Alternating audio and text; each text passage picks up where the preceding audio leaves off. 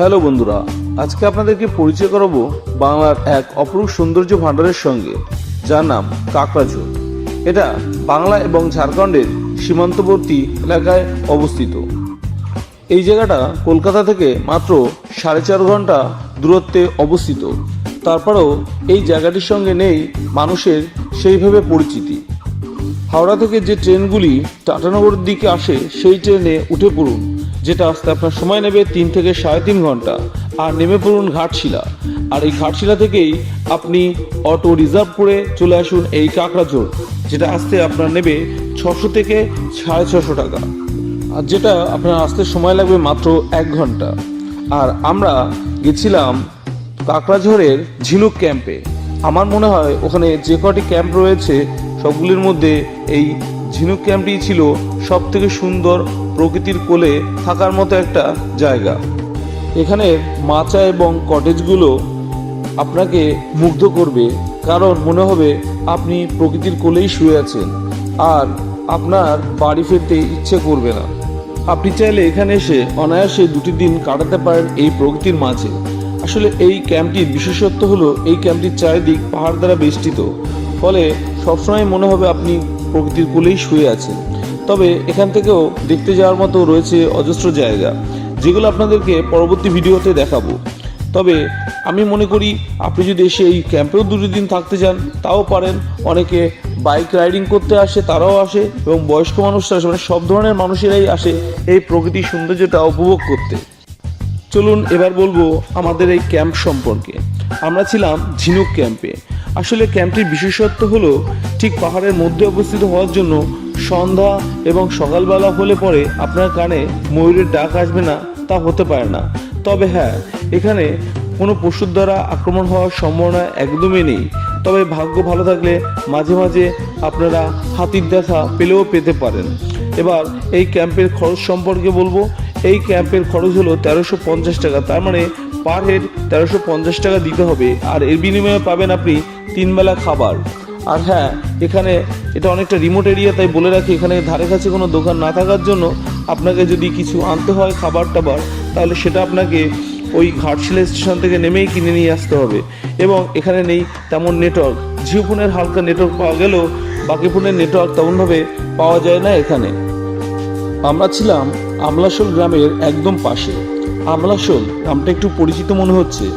সেই আমলাশোল গ্রাম যেটা ছিল 2004 সাল বা 5 সালের পত্রিকার সব থেকে চর্চিত বিষয়, কারণ সেই সময় এটাই ছিল একমাত্র গ্রাম যেখানে মানুষ অনাহারে মারা গেছে। তার মানে অনাহারে মারা যাওয়ার মতো গ্রাম এখনও আছে, সেটা ভাবাই যায় না।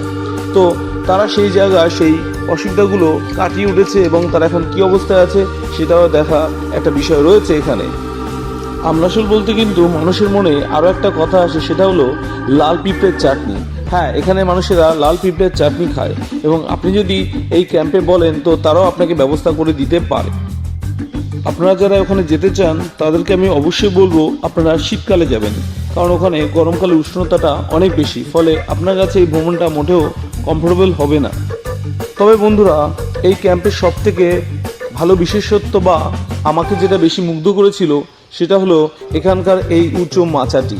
এই উঁচু মাচাতে বসে আপনি চারিদিকটা খুব সুন্দরভাবে দেখতে পাবেন, এবং আপনার মনে হবে না এই মাচা থেকে নামতে।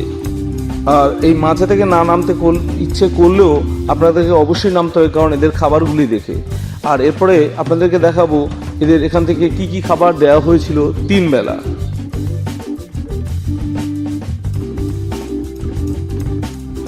আপনি 2 স্টার, 3 স্টার, 4 স্টার, 5 স্টার খেয়েছেন, কিন্তু কখনো মিলিয়ন স্টার হোটেলে নিশ্চয়ই খাননি। আপনি এই হোটেলের পাত্রগুলো দেখে অবশ্যই মুগ্ধ হবেন। এরকম পাত্রে আমি তো আগে কোনো দিন খাইনি, ফলে এই খাবারগুলো এবং পাত্রগুলো দুটোই আমাকে ভীষণভাবে আকৃষ্ট করেছে। এরকম পাত্রে খাওয়ার সময় মনে হয়েছিল যেন আমি কয়েকশো বছর পিছিয়ে আছি। তবে হ্যাঁ, পিছিয়ে গেলেও ভালো, প্রকৃতির মাঝেই আছি।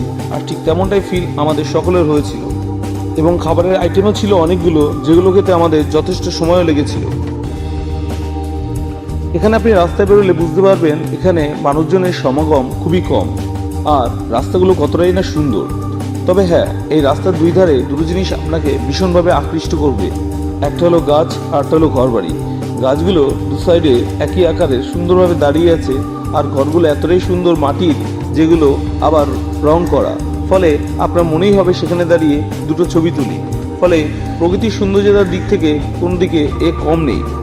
আমাদের টেন্টের ম্যানেজারকে বাধ্য করেছিলাম এখানে একটা হাট দেখব বলে। যে হাটটা ছিল এখান থেকে প্রায় 12 কিলোমিটার দূরে। যে হাটটির নাম ছিল বাদানিয়া। আর সেখানে এই ঝাড়খণ্ড এবং বাংলা দুই প্রান্তের লোকই আসে এখানে বাজার করতে এবং বিক্রি করতে। তো বন্ধুরা, এখন আমরা যাচ্ছি সেই বাদানিয়া হাটে। তো চলুন দেখা যাক এই হাটে কি কি পাওয়া যায়।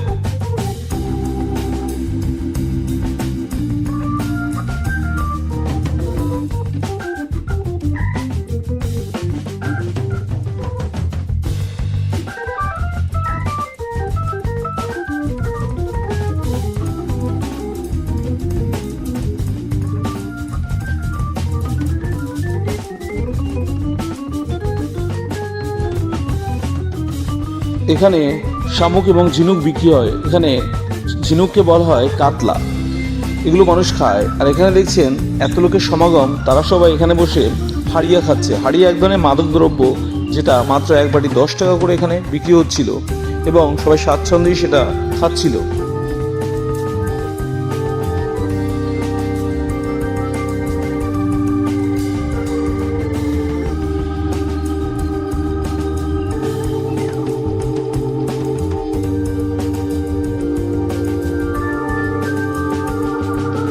তাছাড়াও এখানে রয়েছে আরও অনেক সুন্দর সুন্দর জিনিস, যেমন বট পাতা এবং বট গাছের মাজন, যেগুলো সবাই এসে এখানে কেনে। এবং তাছাড়াও ছিল এখানে বট গাছের ধূপ এবং সেই বিখ্যাত লাল পিঁপড়ে, যেটা কেনার জন্য এখানে রয়েছে যথেষ্ট মানুষের ভিড়।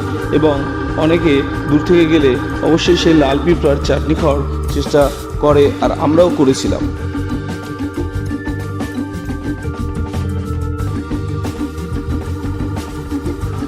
ফেরার পথে দেখলাম অনেক মানুষের ভিড় একটি বাড়িতে। তখন আমি দাদাকে জিজ্ঞেস করলাম যে দাদা, এখানে এত লোকের ভিড় কেন, বিয়ে নাকি? তখন তিনি বললেন এটা বিয়ে না, বিয়ের পরের দিন। এখানে একটা রীতি রয়েছে যে বিয়ের পরের দিন মেয়ের বাড়ির সবাই ছেলে বাড়িতে যাবে এবং ছেলের মা মেয়ের মাকে, ছেলের বাবা মেয়ের বাবাকে, মানে যে যেরকম আত্মীয় ঠিক তার বিপরীত আত্মীয়কে গলায় মালা পরাবেন। এবং সেদিন যদি মেয়ের বাড়ির কেউ না যান, তো পরবর্তীতে যদি তিনি মেয়ে বাড়িতে বেড়াতে যান, তাহলে তাকে টাকা দিয়ে খাবার খেতে হবে।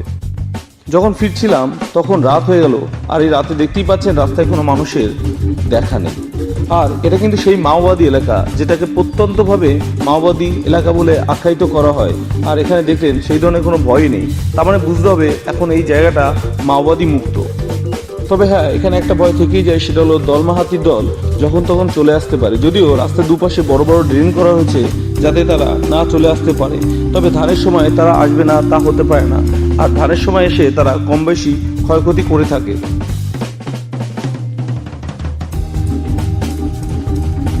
সবথেকে বেশি ভালো লেগেছিল এখানে ফেরার পথে দেখলাম আমাদের ক্যাম্পটি, মনে হচ্ছিল এখানে কোনো আলোর মেলা হচ্ছে।